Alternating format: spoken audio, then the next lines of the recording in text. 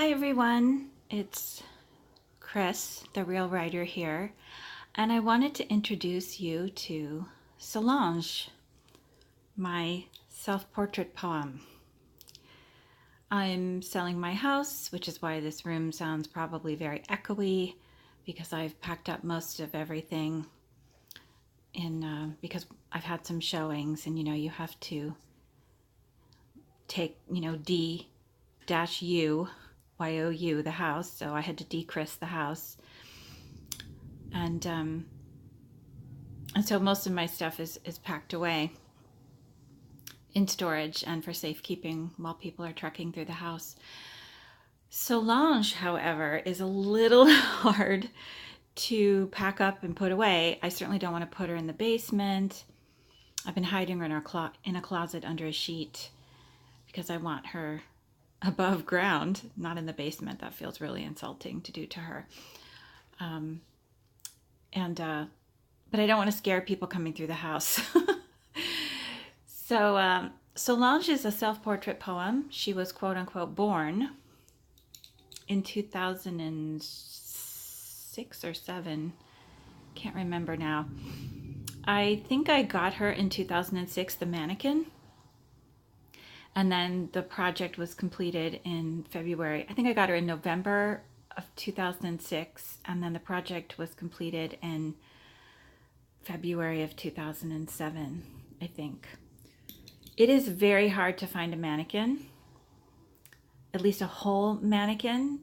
A lot of times these days you see just torsos with rods coming out for head and legs, almost like a dressmaker's dummy, which is not what I wanted. And I got her from this woman who works in my city, and she does work for, well, at the time, this is 12 years ago, so at the time she did work for George Lucas, doing models and sculptures for still photos in his movies and other people's movies.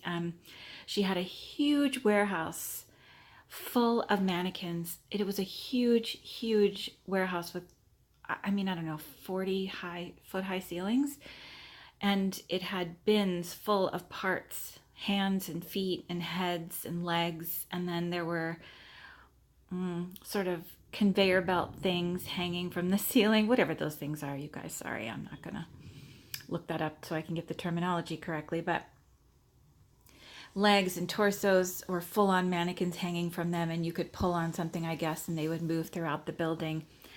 And she told me I could pick whatever I wanted, and I just grabbed something because even though she was willing to sell to me, she, I guess, said she would sell it to me sell me a mannequin in a weak moment. And then when I showed up on a rainy day, just like today, so you'll hear some thunder, she had forgotten I was coming and she was kind of annoyed. So I got everything quickly because I didn't want her to change her mind. And so I bought Solange for $75. And let's come on in and see parts of her. I'll explain to you what all these bits are, although some of them probably are self-explanatory. And she's dusty because she's been in the closet. Well, she's been standing around for 12 years, 11 or 12 years, and she's also been in the closet under a sheet. So we definitely have to clean her off a bit. So what I did was I did something called concordance. I'll scan her a little bit so you can, and we'll get in closer, but I did something called concordance, which is something that used to show up on Amazon when you bought a book, and it was the top 100 words used in the book. You could click on that and it would tell you what those were, and I thought that was super cool. It's kind of like what you can get with Wordle or whatever, where it tells you the words that are most used in your writing, whether it's a paragraph or a page or a whole book. But whereas that creates a cloud, this was just literally a list. And so I kind of did it on my own. I went through as many poems as I could, pretty much 2 manuscripts worth. And of course, some of them I missed. And I pulled those words out. So I'm going to read you that list now. They are organized alphabetically, and they form their own little story in a way. And then we'll go zoom in and I'll share with you all the bits and pieces of Solange from front to back and why they are there. So these are the top 100 words most frequently used in my poems. And let me find a way. It's 2 pages, so I want to be able to turn this without being too awkward. Okay. Again, alone, always, another away becomes. Believe birds, blind, blood, bloom, bones, call. Chance, cold, come, day, dark, dead, desire.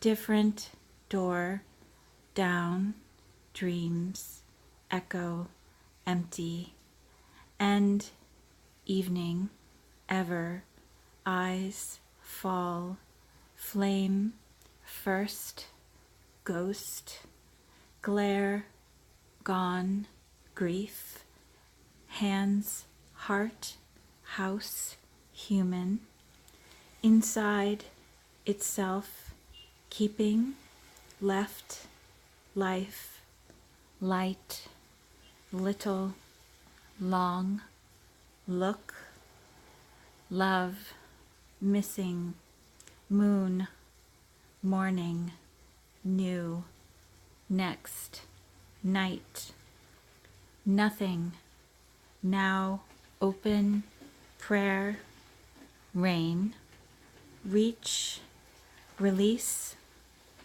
safe, sea, single, skin, sky, sleep, smaller, snow, song, soon, stars, still, stone, storm, stranger, sun, tell, things, time, tongue, turns, to, vibrate, voice, wants, watch, wave, web, white, whole, wind, winter, words, world, years, yes. I love how it ends on the word yes. And just a note, when I said see, I mean S-E-A, and when I say to, I mean T-W-O. So it begins on the word again and ends on yes, which I love. So how did I create Solange? And I love the word, I love the name Solange. I gave her a French name. It means sun, or some version of that idea. And I love that. So that's what I called her. I painted her about, oh my gosh, so many times with gesso because she was a very pink color. And her hair she had hair, molded hair, very, very short, kind of a yellowish brown. She had eyes, and she's very unusual in that she has pierced ears. I grabbed a torso with a head that had pierced ears, which from what I hear is very unusual. So I painted her over and over and over and over again with gesso. And over several days. And when I felt like I'd obliterated any and all color to make her sort of the color of a page, the blank page, as it were, I then took all these words that I just read to you and I printed them on tissue paper that I had taped to regular paper, and I copied them into a Word document. I changed all of the fonts for every single word, and I printed them, spaced them out on a piece of paper like in Word, and then I printed them on tissue paper that was taped to regular paper, and I ran it through the printer. I didn't know if it would work, but it did, thank goodness. I cut out all the words and I put each one on the mannequin using medium. And then I went over, once I had all the words on, I went over and over her again with medium to make sure that everything stuck and to make sure that she wouldn't discolor. Then I painted her toes purple, because that's my favorite color. And I wrapped garland around her. She's been at various times a little bit of a Christmas tree and a hanger. So I wrapped garland with stars around her. And then I added some things, like she was missing a finger, so I added a purple pen, one of those glittery bejeweled pens that were all the rage a long time ago, maybe still are, who knows. I put words on her fingernails. This one is tell. And this one is reach. Here's the R. This is a little Westie, which I glued to her hand because I had a Westie for almost 18 years, and he was my baby. And when I brought her home, it was winter, it was snowing, it was November, but it was snowing, and I carried her in pieces in a plastic bag, and I put the pieces on the floor, and he came over and lay down between her legs and stayed there. And then when I put her together and painted her, he would lie between her legs on the floor down here in a different space. I was in a studio space as a resident artist at the time, and he would lie down right here between her feet the entire time I worked on her, which made it a little tricky sometimes, but he loved her so much. I think he thought she was a person. And anyway, it's a weird thing, but somehow they had a connection. I don't know how to explain it, but he had a connection with her, which I thought was very sweet. I put various things on her. I glued various things, like these worry dolls that you put. They came in a little box, and you tell your worries to these dolls, and then you put them in the box, and that is supposed to take away your worries so that they'll be solved. Cannot believe that these haven't fallen off all these years of moving her around. I feel like there might have been one more. Oh, there's the other one. So there's 6. There might have been more. I don't know. I also put a little picture of me as a child on here. I've got my eyes closed, probably because the sun was in my eyes, and I closed my eyes to get away from it. That's my little sister in the background. And my mom made that outfit, and I'm bow-legged. I don't know what is in my hand, but that's me in a nutshell. I think I'm missing some teeth as well in the front. The hardest part about this was the eyes, and her nose was missing here at the tip. A little bit of her nose was missing, so I tried to fill that in with some gesso and mold a little bit more nose there, which I sort of succeeded, but not perfectly. And notice where I put the word yes. And don't be gross. That's not what that is supposed to imply, if that's where your mind went. It's more about, speaking up for oneself. Even as I bought these flowers that are sort of roses, and I had to, this is the worst part of the whole thing. The first thing I did before I even painted her was I took a screwdriver and I gouged out her eyes, which was awful. I think they were blue. I had to use a hammer. Oh boy. I just did the pupil area, so they're still sort of there underneath, and that way I could put the roses in, the little stem of the roses. I know it's awful. I know. But I wanted to put roses in there. They're glued in there for sort of rose-colored glasses, because that's often been said about me, that I look through the world that way. Maybe not as much as long ago in my 20s, but just a little discolored there a little bit. You can see I need to paint her again, perhaps in places. So This is, my parents brought this back for me from Egypt. It's my name in Egyptian. And then on this side, I put in a, it's turned around. I don't know how that happened. It's one of those, don't remember what it's called. It's one of those Mary medals, Virgin Mary medals. I gotta look it up. But you have to send away from them, for them. And I did, and they gave me one. I don't know why, but they did. I'm a fallen away Catholic, so I guess I probably lied a little bit to get that, which is maybe appropriate for who I am. Not as a liar, but just it felt like going to church all the time and all of that stuff I had growing up was kind of a lie until I was old enough to get away from it and say I wasn't going to do it anymore. But I felt like it was appropriate to put in her ear.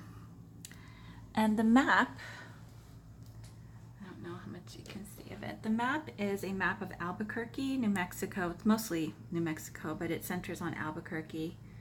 And I just sort of folded it around her hair, which I painted as well, because I lived in California a few times, and one time when I was driving there in 2004, my car broke down spectacularly in just outside of New Mexico. The engine died because the people who worked on it before I left and told me they had gotten the car all ready and it was in great shape, had not put enough oil in it. And I kept putting oil in it and putting oil in it, and I couldn't figure out why it was, the oil was never seeming to do anything. And yeah, it killed the engine, and I ended up at this sort of abandoned motel outside of Albuquerque, about 20 minutes outside of Albuquerque or something, and next to a CB store where all these truckers kept pulling up to do something with their CB radios. I don't know, maybe the radios were broken. And I was sitting there in the car with my dog. He was not enjoying this drive cross country at all. And I think I had a half a bar on my cell phone. And I was crying and trying to figure out what to do. Trying not to call my parents because I didn't want to freak them out. And I ended up spending 3 days in a motel in Albuquerque while my engine was replaced for $2,000. And they brought one from Phoenix, but when they put it on the truck, it broke in half, so I had to wait another day for another one, and then I had to wait another day while they put it in. It was one of the worst moments of my life, and also the strangest and funniest as well. And I've written a short story about it that I should do something with. But anywho, I'm a big fan of London. I love London. I go to London every summer to visit friends. This summer I'm not because I'm trying to sell the house and deal with that, so I'm not. And I bought this on the South Bank one summer evening, walking along the South Bank with friends. And here's another little homage to the UK. I got that at the Imperial War Museum. This is some goddess necklace. It's a Celtic thing. I can't remember what it means, but I loved it, so I bought it. These are beads from a party, an Elvis party. That was, impersonators were throwing them out into the audience. This is, last year I decided to get one of these things. You guys have seen these on the internet, I'm sure, with my word of the year on it, which was shine. But it was awkward to wear. So anything that's awkward to wear, I give it to Solange to wear. This is also from that Elvis thing. Here's some buttons that I got at the Jane Austen Center in Bath. More UK. This is an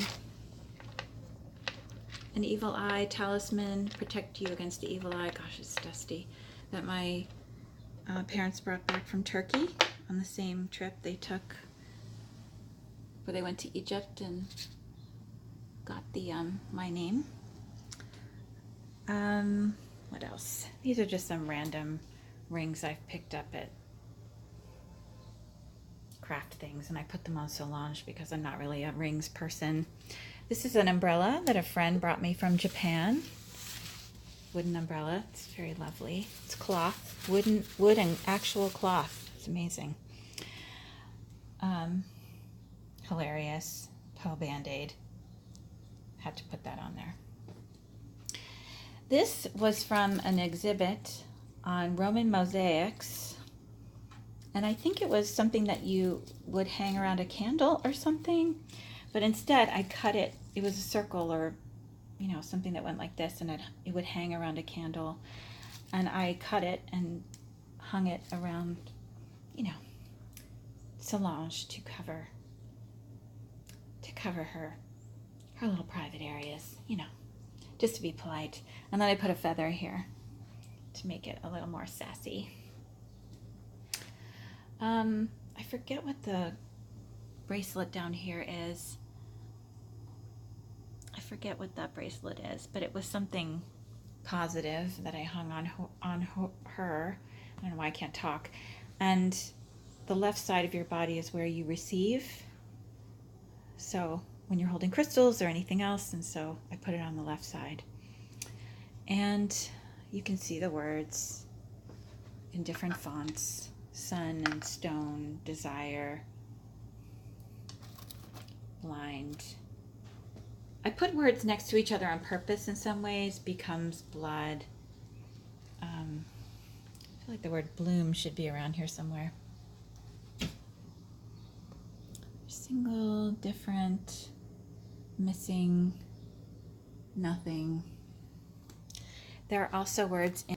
So I hope I can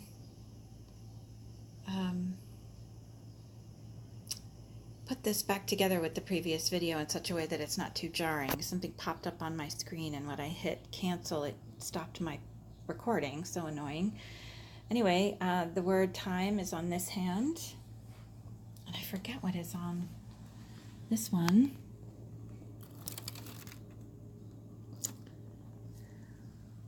And I'm going to pause this and show you the back. So here's the back. And you see more words: dreams, empty, again, birds, white, watch, morning, wave, two. This is a little moose because it's a nickname, a childhood nickname. Long story, not very interesting. And she's been leaning against walls, a yellow wall with paint, so I've got to clean her up a little bit. And she's very dusty, goodness. So I put chakras on the back. These are pictures that are supposed to, pardon my finger, I'm trying to do this and it's very awkward because I don't have a stick and I need to get one. These are supposed to be what the chakras look like, the energy centers, and I put words that I felt worked on them. I cut them out and then I strung them together with ribbon, and then I used medium to get them down Solange's back. So the first one, the top chakra, I put light. This one says eyes, voice, and they're not exactly where they should be. So open, bloom, there's bloom, flare, and this one is safe. And safe is the one that ripped, and I had to tape it, and now I need to fix it and then put medium on it so that it actually sticks. It's in a difficult place because this is the seam, and there's a key somewhere. It's around here somewhere. She's got a key, and when you turn the key, it unlocks her so that these two parts come apart. The torso comes apart from the bottom part. And so, having done that several times, since these are connected over the seam, it made this come apart. Duh, I didn't even think about how that would happen. So, here's some of the back. Moon, chance, soon, cold, come down, inside, dark, wind. That kind of makes a sentence. In some places I tried to do that. Long dead, away, ghost. And this one is soon, winter, bones, sleep, little, wants, gone. So that kind of creates a little bit of a poem as well. So this is Solange. I just wanted to share that with you guys. Here's more of the pen, so you can see. I could always mold something around there, I guess.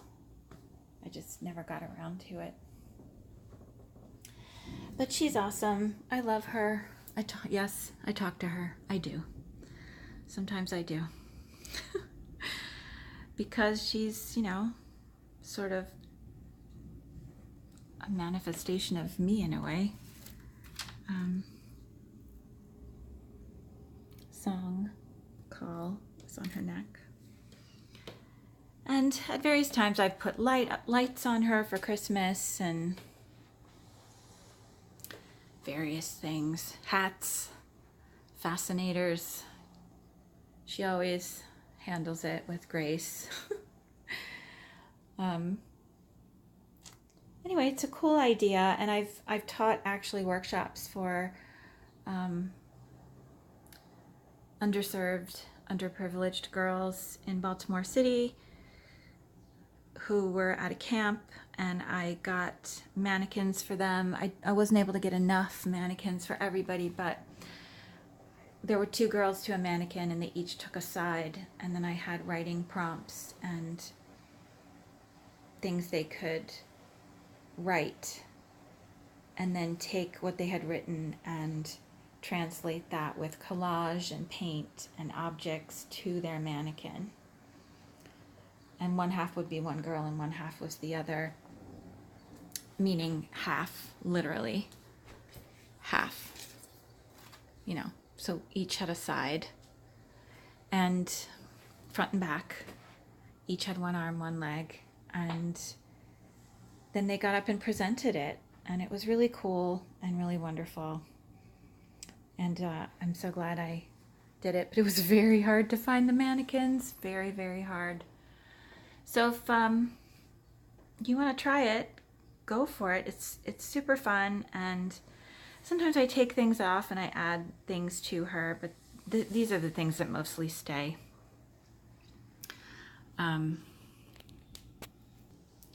So I put her back so we could see her front on, face, full on, face forward. I got my words mixed up there.